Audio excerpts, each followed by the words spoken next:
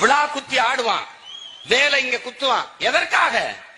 பழக்கிறான், தமிழனை பறக்கிறான், விழா காலங்களில் பழக்கிறான். டேய், வேலை குத்துனா இவ்வளவுதான்டா வலிக்கும், வாழை குத்துனா இவ்வளவுதான்டா வலிக்கும், போர் என்றவன அவ்வளவுதான் வலிக்கும், அடியா கம்ப எடுத்துட்டு கிளம்பிடுறான். இதுதான் நடக்குது. தமிழனுடைய மெய்யியலே அறிவியல் என்பதை நாம் அறிந்து உணரணும். ஏன் இப்படி காட்டுமராண்டித்தனமா நீ போறேன்னு நாங்க பேசுறோம்.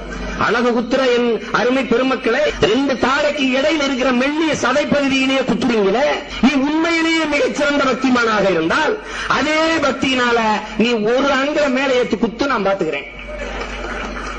உன்னால முடியுமா?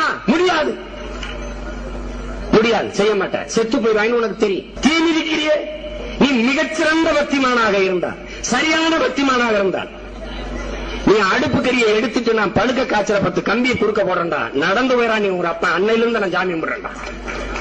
அன்னையிலிருந்து இனிமே நான் அந்த கருப்பு சட்டை போறதில்லை.